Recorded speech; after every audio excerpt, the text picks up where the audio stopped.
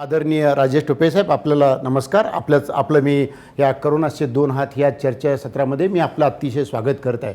टोपे साहेब, आणखी एक अतिशय महत्त्वाचा प्रश्न मला सांगायचा आहे. जे बाकीचे आजार असतात, आता TB आहे 5 वर्ष 10 वर्ष चालतो, किंवा हृदयाचा आजार आहे तो 5-10 वर्ष चालतो, ब्रेनचा आजार आहे 5-10 वर्ष चालतो.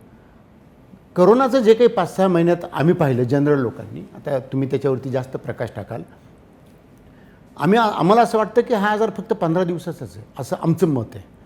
कारण हा आजार जर 15 दिवसाचा आहे तर 15 दिवसामध्येच जर काही आपण सगळ्या गोष्टीच्या काळजी घेतल्या तर आपण त्याच्यातून पूर्णपणे बाहेर पडू शकतो, असं आमचा समज आहे. तर त्याच्यामध्ये आम्हाला आपल्याकडनं एक आरोग्य खात्याचे मंत्री म्हणून सर्वसामान्य जनतेला महत्त्वाची गोष्ट आपल्याकडनं कळू शकेल. आणि म्हणून या संदर्भामध्ये जर काही लोक टेस्टिंगच अंगावर काढतात, मला करायचंच नाही, अमकं नाही तमकं नाही, वेळ जो माणसाला मिळतो हा फक्त 4-5 दिवसाचा मिळतो. त्याच्यामुळं या संदर्भामध्ये अतिशय कमी काळामध्ये सगळं काही हा खेळ होतो. म्हणून या संदर्भात आपण जनतेला काय आपण मार्गदर्शन द्याल? अतिशय महत्त्वाचा प्रश्न आहे हा. कारण मी एक जबाबदारीने सांगतो की जे काही आत्तापर्यंतचे वेगवेगळे ॲनालिसिस रिपोर्ट्स आहेत, ॲनालिसिस म्हणजे ज्याला आपण असं म्हणू की बाबा जे काही मृत्यू झालेल्यांची टक्केवारी आहे, आज आपण जे काही 15-20 हजार लोक आपल्या महाराष्ट्रात सुद्धा जे कोमॉर्बिड होते, खरं तर म्हणजे बरेचसे ज्यांना डायबिटीज आहे, ज्यांना ब्लड प्रेशर आहे, ज्यांना हार्ट आजार आहे, किंवा ज्यांना किडनीचे प्रॉब्लेम्स आहेत, असे लोक जे त्या आजारामुळे खऱ्या अर्थाने अगोदरच त्यांची तब्येत खूप खराब होतीच, पण त्यात जर का दुर्दैवाने कोरोना झाला, त्यामुळे म्हणजे आता जर तो दुर्दैवाने व्यक्ती वारला तर तो कोरोनाच्या नावानेच निश्चित प्रकारे नोंद होते. मी एक जरूर सांगेल की महाराष्ट्र शासनामध्ये आपल्या सरकारने पारदर्शकता आणि प्रामाणिकता ह्याला फार महत्त्व दिलं. मृत्यू कोरोना म्हणजे कदाचित रिनल फेल्युअरमुळे झाला असेल, म्हणजे तुमचा किडनीचा फेल्युअरमुळे झाला असेल, हार्ट अटॅकमुळे तो एकदम मरण्याच्या स्टेजपर्यंत असेलच, परंतु दुर्दैवाने जर त्याला कोरोना झाला आणि तो वारला तर आपण त्याचा मृत्यू हार्टमुळे नाही म्हणत, कोरोनामुळेच म्हणतो. दुसरा माझं हे सांगणं असं आहे की आपण जो प्रश्न विचारला, आपण वेगवेगळे वयोगट काढतो, किंवा आपण एका रुग्णाला पॉझिटिव्ह झाल्यानंतर किती वेळात तो मृत्यू झाला याचं जर आपण ॲनालिसिस केले तर आपल्याला 24 तासात झालेला मृत्यू, अगदी शेवट म्हणजे काही 24 तासाच्या आत झालेला मृत्यू, म्हणजे याचा अर्थ त्याला प्रचंड दम लागत होता, तो गास्पिंग परिस्थितीमध्ये तो आला आणि त्यांना ॲडमिट केल्यानंतर आपण जसं म्हणतो की त्याला डॉक्टरांनी वाचू शकले नाही. याचं 24 तासातला मृत्यू, 48 तासातला मृत्यूचं प्रमाण मोठं आहे. त्याचं कारण एकच आहे की लोक अंगावर दुखणं काढतात, म्हणजेच असं की त्यांना कदाचित घरी त्रास होत असावा, त्यांना खोकला येत असावा, त्यांना सर्दी झालेली असावी, त्यांना ताप आलेला असावा, तरी ते दाखवत नाहीत, सांगत नाहीत, घरच्या घरीच काहीतरी चालू असतं.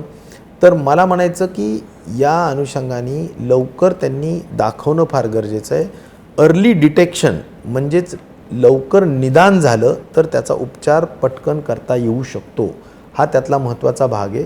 आणि म्हणून तुमचा जो प्रश्न आहे त्या अनुषंगाने मी एवढंच सांगेल की आपल्याला ह्या लक्षणांपैकी काही आढळलं तरी पटकन आपला स्वॅब घेऊन टेस्टिंग करून त्याचा उपचार करण्यावर आपण भर दिला पाहिजे. बऱ्याचदा हॅपी हायपॉक्सिया म्हणतो आपण, किंवा सायलेंट हायपॉक्सिया म्हणतो आपण. म्हणजे काय की बऱ्याचदा आपण अत्यंत नॉर्मल असतो, परंतु आपल्याला ऑक्सिजनचं प्रमाण रक्तातलं कमी झालेलं असतं, हे आपल्याला लक्षात येत नाही.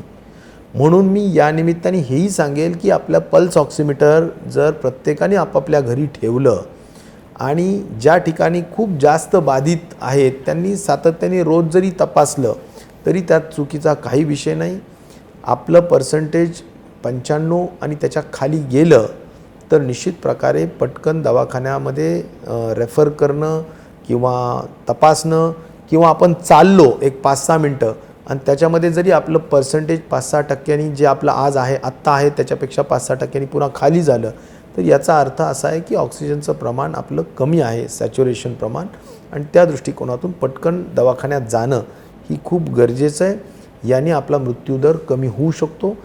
आदरणीय टोपे साहेबांनी अतिशय महत्त्वाची माहिती आपल्या संपूर्ण महाराष्ट्राच्या जनतेला दिली. त्यांचं म्हणणं असं आहे की बरेच लोक अंगावर काढतात आणि मग त्यांना 24 तासाचा सुद्धा वेळ मिळत नाही. अनेक केसेस आपण पाहतो की घरापासून दवाखान्यापर्यंत जाईपर्यंत सुद्धा व्यक्ती दगावला जातो दुर्दैवाने.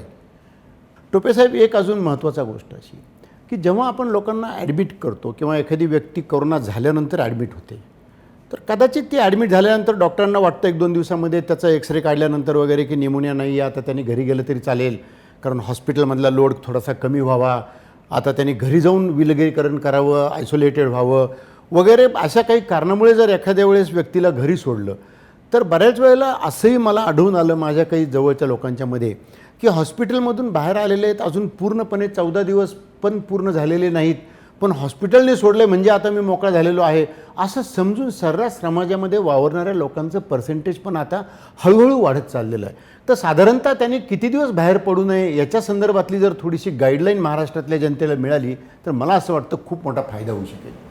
नाही, यामध्ये एक आहे की ICMRचा जो प्रोटोकॉल आहे जी त्यामध्ये पूर्वी अगदी 21 दिवस वगैरे वगैरे असायचं, पण नंतर ज्यावेळी जशा केस स्टडीज होत गेल्या त्यामध्ये साधारणपणे याचं जे इन्क्युबेशन पिरियड आहे जी तो 14 दिवसाचा आहे. आणि त्यामुळे 14 दिवसाच्या इन्क्युबेशन पिरियडमध्ये असं आहे की समजा आपल्याला इन्फेक्ट झाल्यानंतर 5व्या दिवसापर्यंत 4थ्या दिवसापर्यंत आपल्याला लक्षणं दिसतात आणि त्याच्यानंतर त्या 10व्या दिवसापर्यंत या व्हायरल लोड आपला कमी होऊ शकतो एसिम्प्टमॅटिक असतील तर, आणि 10व्या दिवशी आपण डिस्चार्ज देतो. पण तरी त्यानंतर 4 दिवस आपण शक्यतो कुठल्याही परिस्थितीत आपण आपल्या घरी होम क्वारंटाईन राहणं गरजेचं आहे.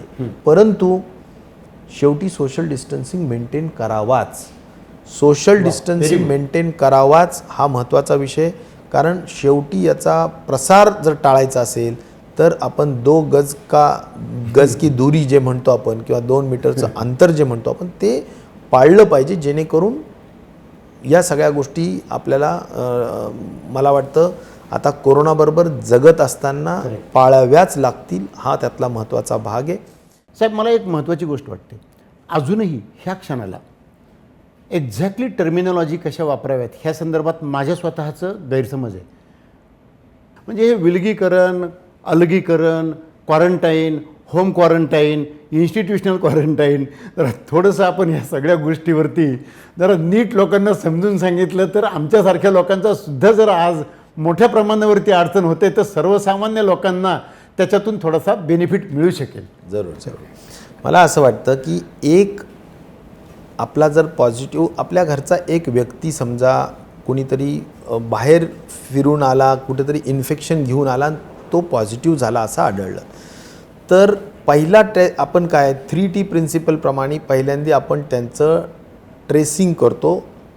आपल्या ट्रेसिंग करत असताना ही इंडेक्स केस जर समजली आपला घरचा एक व्यक्ती तर त्यांच्या घरातले कुटुंबातले सगळे लोक हे त्यामध्ये आपल्याला हाय रिस्क कॉन्टॅक्ट्स म्हणतो आपण. हाय रिस्क कॉन्टॅक्ट्स म्हणजे हे फार मोठी म्हणजे हाय रिस्क म्हणजे त्याला जोखीम. तर ते जे काही फॅमिली मेंबर्स असतात ते हाय रिस्क कॉन्टॅक्ट्समध्ये येतात. हा व्यक्ती जिथे जिथे संपर्क करून आलेला असेल त्याला आपण लो रिस्क कॉन्टॅक्ट्स म्हणूया, जे थोड्या वेळापुरता संपर्क झाला, घरात खूप वेळापुरता संपर्क असतो. त्यामुळे हाय रिस्क लो रिस्क मिळून किमान 10-15 लोकांचं तरी आपण ट्रेसिंग केलं पाहिजे आणि त्यांच्यावर ट्रॅकिंग ठेवलं पाहिजे. म्हणजे काय केलं पाहिजे की त्यांच्यावर लक्ष ठेवलं पाहिजे. पण ह्या 10-15 लोकांना आपण काय करतो की जर आता असं समजू की आपण दाटीवाटीच्या वस्तीमध्ये हे लोक राहत आहेत तर दाटीवाटीच्या वस्तीमध्ये लोक राहत असतील किंवा एका घरात 10-10, 15-15 लोक राहत असतील, तर अशा वेळी आपण त्यांना होम क्वारंटाईन तर करू शकत नाही. मग काय करतो आपण, त्यांना उचलतो सगळ्यांना, घरच्यांना सुद्धा आणि आजूबाजूच्यांना सुद्धा, कॉन्टॅक्टच्यांना, आणि त्यांना आपण एका संस्थेमध्ये ठेवतो जिथे शासनाने एखादी संस्थात्मक व्यवस्था केलेली असते की त्या ठिकाणी सस्पेक्टेड म्हणजे संशयित अशा स्वरूपाचे लोक ठेवतो. त्यांना आपण इन्स्टिट्यूशनल क्वारंटाईन म्हणतो, किंवा मराठीत जर म्हणाल तर इन्स्टिट्यूशनचा मराठी शब्द संस्था आणि क्वारंटाईनला मराठी शब्द अलगीकरण. तर संस्थात्मक अलगीकरण आपण त्यांना म्हणतो. तर असे जे high risk low risk contacts आहेत त्यांना आपण संस्थेमध्ये ठेवत असेल तर संस्थात्मक अलगीकरण म्हणतो. काही लोक असं समजू आपण की मोठा फ्लॅट आहे, बंगला आहे, तर त्यामध्ये बऱ्याचशा खोल्या आहेत, घरात सगळेच मेंबर्स जरी वेगवेगळ्या खोलीमध्ये राहू शकत असतील आणि स्वतःला एकमेकांपासून दूर ठेवत असतील, तर अशा वेळेस आपण होम क्वारंटाईनसुद्धा म्हणतो. म्हणजे काय की बाबा आमच्या घरी मोठं व्यवस्था आहे, आम्ही कुणाच्याही संपर्कात येणार नाहीत, आम्ही आपलं एकेका रूममध्ये आम्ही थांबू जोपर्यंत आमचा रिपोर्ट येत नाही तोपर्यंत. म्हणून आपण त्याला होम क्वारंटाईन म्हणतो. म्हणजेच घरामध्येच खऱ्या अर्थाने अलगीकरण करणे, घरातला अलगीकरण करणे, त्याला आपण होम क्वारंटाईन म्हणतो. परंतु जे लोक आता ह्याच्यामध्ये आपण प्रामुख्याने असं समजा की रिपोर्ट्स आलेत, जे इन्स्टिट्यूशनल क्वारंटाईनमध्ये आहेत त्यांचे रिपोर्ट आले, किंवा घरी अलगीकरण कक्षात आहेत त्यांचे रिपोर्ट आले, तर ज्यांचे पॉझिटिव्ह रिपोर्ट येतात म्हणजे त्यांच्यापासून आता संसर्गाची भीती मोठी असते. अशा वेळेस आपण त्यांना जे आपण 3 कॅटेगरीचे हॉस्पिटल्स केलेत, म्हणजे एक म्हणजे Covid care centre CCC, DCHC म्हणजे dedicated Covid care centre hospital centre ज्याला म्हणतो आपण, आणि तिसरं आहे DCH डेडिकेटेड कोविड हॉस्पिटल. तर या 3 सेंटरपैकी मग आपण काय करतो की जे पॉझिटिव्ह आहेत आणि एसिम्प्टमॅटिक आहेत, ज्यांना लक्षणं नाहीत, त्यांना आपण CCCमध्ये ठेवतो. पॉझिटिव्ह पेशंट आहेत परंतु लक्षणं नाहीत, त्यांना आपण CCCमध्ये ठेवतो. तर या ठिकाणी आपण जे ठेवतो त्यांना आपण आयसोलेशन केलं आहे असं आपण म्हणतो. बरेच लोक काय म्हणतात की माझा तर बंगला आहे, माझा तर मोठा फ्लॅट आहे, मी एसिम्प्टमॅटिक आहे, म्हणजे मला काहीही लक्षण नाही, अशा वेळेस मला हॉस्पिटलमध्ये ठेवूच नका, मी माझ्या घरीच थांबेल, तर आपण होम आयसोलेशन म्हणतो. म्हणजे याचा अर्थ काय की बाबा तुम्ही तुमच्या ह्याच्यात घरीच आयसोलेट व्हा, म्हणजे कारण त्यांच्यापासून संसर्ग होण्याची शक्यता आहे, म्हणून त्यांनी आपलं होम आयसोलेशन किंवा मग हॉस्पिटलमध्ये आपण CCCमध्ये राहणं हा पण एक भाग आहे की ज्यांच्या संपर्कात कोणी येऊ नये. एकदा पॉझिटिव्ह पेशंट झाला की त्यांच्या संपर्कात कोणी येऊ नये हा त्यातला महत्त्वाचा भाग आहे. त्यामुळं असे हे सगळे शब्द आहेत, पण मुख्यतः संसर्ग टाळण्यासाठी ह्या गोष्टी आहेत, एवढंच त्यातला मुख्य भाग आहे. व्हेरी गुड, फार छान, अतिशय चांगल्या पद्धतीची माहिती मिळाली.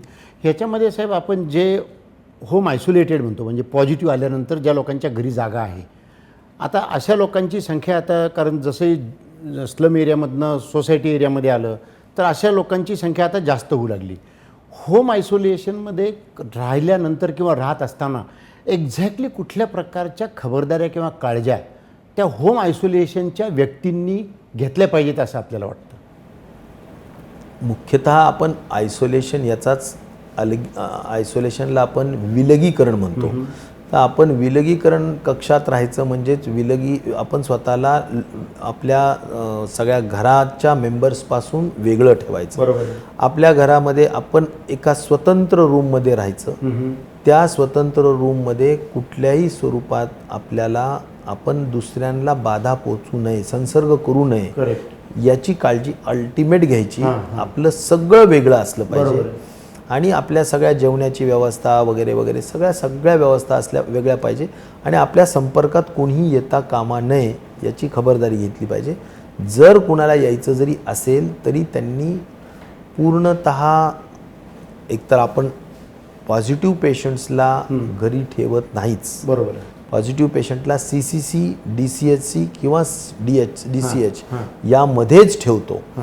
परंतु जे लोक स्वतःची 100% काळजी घेऊ शकतात ते लोक PPE किट घालून म्हणा किंवा अन्य त्यांची सुरक्षित सगळ्या व्यवस्था करून म्हणा, स्वतःचे पूर्ण गार्ड्स करून, ज्याला आपण म्हणतो की सेफ्टीचे तुमचे फेस शिल्ड असतात, मास्क असतो, ग्लोव्ज असतात, सगळ्या गोष्टी करून जर आपण घरी काळजी घेतली की त्यांना एकमेकाला संसर्ग होता कामा नये, जर काळजी घेतली तर घरी करता येईल. पण नसेल तर CCC मध्ये करून आपण त्यांची काळजी घेतो की जिथे बिलकुल PPE किट्स घातल्याशिवाय आपण त्या ठिकाणी कुणालाही हात जाऊ देत नाही. व्हेरी गुड, अतिशय चांगलं. म्हणजे ह्याच्याने काळजी घरामध्ये जरी पॉझिटिव्ह होऊन एखाद्या वेळेस जरी CCC मध्ये जावं असं 100% जरी आपलं सर्वांचं म्हणणं असलं आणि आपण जात असलो तरी काही लोक होम आयसोलेशनमध्ये जाऊन घरामध्ये सुद्धा त्याच्यावरती मात करू शकतात. म्हणजे लोकांनी त्याच्यामध्ये खूप मोठी भिवून जाण्याचं कारण नाही. जरी आपल्याला झालं तरी आपण होम आयसोलेशनमध्ये राहून विलगीकरण स्वतःला करून घेऊन आपण त्याच्यातून मात करू शकतो. साहेब, आता आपल्याकडे ग्रामीण भाग मोठ्या प्रमाणावरती आहे. आता हे CCC जे काही आपण म्हणतो किंवा कोविड केअर सेंटर, आता या ग्रामीण भागामध्ये किंवा पूर्ण महाराष्ट्रामध्ये अशा प्रकारच्या कोविड केअर सेंटर्सची संख्या किती किंवा त्याच्यात किती लोकांना अशा पद्धतीने ठेवण्याच्या संदर्भामधली आपली तयारी पूर्ण महाराष्ट्रातली आहे? कोविड केअर सेंटर्स म्हणजे एसिम्प्टमॅटिक पेशंट्सला, पॉझिटिव्ह पेशंट्सला ठेवण्याची व्यवस्था आहे. जी. तर आता कोविड केअर सेंटर्स साधारण आपल्याकडे 2000च्या दरम्यान आहेत. 2000 कोविड सेंटर महाराष्ट्रामध्ये? महाराष्ट्रामध्ये. तर आता एक कोविड केअर सेंटर्सच्या अनुषंगाने म्हणजे महाराष्ट्रात 356 तालुके आहेत. तर याचा अर्थ तालुक्यात कितीतरी कोविड केअर सेंटर्स आहेत. याचा मला सांगायचा मुद्दा अर्थ आहे की लाखो बेड्स आहेत, 2-2.5 लाखाच्या वर जवळजवळ बेड्स आहेत आपल्याजवळ. आणि त्यामुळे आपण जी प्रिपेअर्डनेस ज्याला म्हणू आपण, तयारी म्हणू, ही तयारी अतिशय मोठ्या स्वरूपाने आहे. म्हणजे एसिम्प्टमॅटिक पेशंट जर आता एकूण आपल्याकडे साधारण 1.5 लाख पेशंट्स आजच्या मितीला पेशंट्स ॲक्च्युअल आहेत, परंतु 2.5 लाखाच्या वर आपल्याजवळ बेड्स आहेत CCCचे. अच्छा. म्हणजे 80% जरी आपण म्हटलं तरी बेड्स उपलब्ध आहेत. बरोबर आहे. जे ज्याला आपण म्हणू सौम्य स्वरूपाच्या लोकांसाठी, मध्यम स्वरूपाच्या लोकांसाठी सुद्धा बेड्स उपलब्ध आहेत. आणि जे गंभीर स्वरूपाच्या असतात 3% ते 5% लोक, त्यांच्यासाठी सुद्धा ICU बेड्स DCH कॅटेगरीमध्ये म्हणजे डेडिकेटेड कोविड हॉस्पिटल जे आहेत की जिथे गंभीर स्वरूपाचे पेशंट्स असतात त्यांनासुद्धा आपण सगळीकडे आहेत. आता तर राज्य शासनाने एवढी मोठी मोहीम सगळ्या कलेक्टर्सला सांगून, कमिशनर्सला सांगून घेतली आहे की जवळजवळ प्रत्येक बेडला आपण ऑक्सिजन सपोर्ट देण्याचा प्रयत्न करतो. म्हणजे आता बेड्समध्ये सुद्धा without oxygen beds, with oxygen beds, ICU beds आणि विथ व्हेंटिलेटर ICU बेड्स असे बरेच कॅटेगरीज केलेले आहेत. पण मी एक जबाबदारीने सांगेल की खूप मोठ्या पद्धतीनं सगळी व्यवस्था करण्यात आलेली आहे. आता जम्बो फॅसिलिटीज केल्या जात आहेत, ज्याला आपण फील्ड हॉस्पिटल म्हणतो. बऱ्याचदा एका जागेवर 1000-1000, 2,000 बेड्स असतात. त्या प्रत्येक बेडला ऑक्सिजन असतं. प्रत्येक वॉर्डामध्ये ठराविक वॉर्ड्स असतात की ज्या वॉर्ड्समध्ये डॉक्टर्स असतात. सगळ्या पद्धतीची काळजी घेतली जाते. तिथे जेवणाची उत्तम व्यवस्था असते. त्याच्यानंतर तुम्हाला त्यांच्यासाठी जे टॉयलेट्स वगैरे असतात अत्यंत क्लीन आणि सगळ्या गोष्टींची काळजी घेतली जाते. काढा दिला जातो. आयुषच्या संदर्भातल्या ज्या गोष्टी आहेत, गरम संध्याकाळी दूध जे हळदीचं दूध म्हणतो ते दिलं जातं. आणि जेवण अत्यंत पौष्टिक दिलं जातं. इम्युनिटी वाढावी, प्रतिकारशक्ती वाढावी या दृष्टिकोनातून गोष्टी सगळ्या केल्या जातात. आणि त्यामुळं लोकांनी घाबरून जाऊ नये. आणि जरी एसिम्प्टमॅटिक असतील, आता कुणाला तरी म्हणजे संसर्ग झाला आणि कुणी पॉझिटिव्ह झालं तर अजिबात घाबरायचा विषय नाही. जर आपण 80% पेशंट हे एसिम्प्टमॅटिक आहेत तर सरळ जाऊन आपल्या जवळच्या CCC सेंटरमध्ये जाऊन स्वतःहून पूर्ण प्रतिसाद देऊन ॲडमिट व्हावं. आणि त्याचबरोबर तिथे एक 10 दिवस किंवा जर तुम्ही 5वा दिवस असेल तर 7 दिवस असतील, 10 दिवस असतील, आपले त्या ठिकाणी व्यवस्थित सहकार्य करावं, राहावं. उत्तम पद्धतीची व्यवस्था महाराष्ट्राच्या सर्व जिल्ह्यांमध्ये, सगळ्या तालुक्यांमध्ये, सगळ्या CCCच्या आपल्या सेंटर्समध्ये करण्यात आलेली आहे.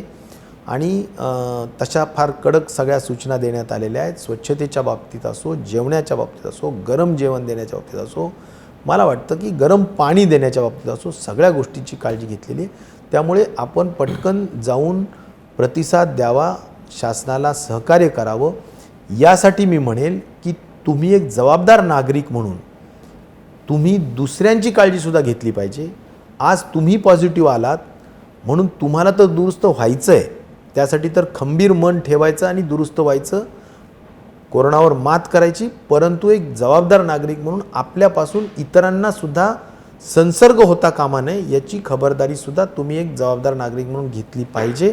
त्यासाठी सुद्धा आपण CCC सेंटरमध्ये जाऊन ॲडमिट होऊन 10 दिवसात कोरोनावर मात करून पुन्हा आपल्या घरी सुखरूप परत यायचं, अशी सुद्धा माझी आपल्या सगळ्यांना या निमित्ताने आव्हान आणि विनंती असणार आहे. आजची केस आहे, आज आपण बोलतोय, आजची केस आहे जालन्यामध्ये 107 वर्षाची महिला आणि तिचं अख्खं कुटुंब हे बाधित झालं मागच्या 10 दिवसापूर्वी.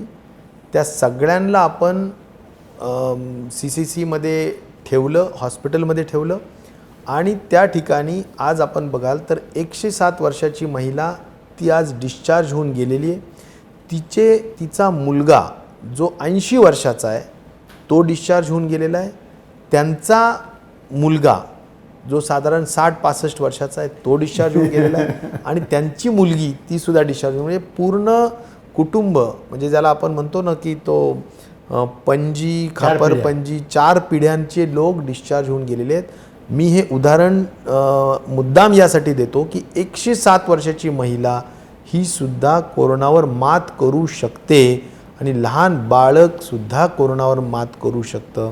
फक्त गरज आहे आपल्या मनाची इच्छाशक्ती, आपण नियम पाळणं, आपण प्रतिकारशक्ती चांगली ठेवणं. वाह, व्हेरी गुड. महाराष्ट्राच्या जनतेने करोनाची बाधा झाली तरी ग्रामीण भाग असो, शहरी भाग असो, कोविड केअर सेंटर्स मोठ्या प्रमाणावरती उघडण्यात आलेले आहेत. 1,00,000 लोकांच्या अद्याप खाटासुद्धा रिकाम्या आहेत. जरी आपण जास्तीत जास्त कितीही संदर्भामध्ये चाचण्या वाढवल्या आणि लोक पॉझिटिव्ह यायला सुरुवात झाली तरीही ते येणं जरुरी आहे, कारण त्याच्यामुळे तुमचा संसर्ग तुमच्या लक्षात येईल आणि त्याच्यामुळे तुम्ही त्याच्यावरती मात करू शकाल.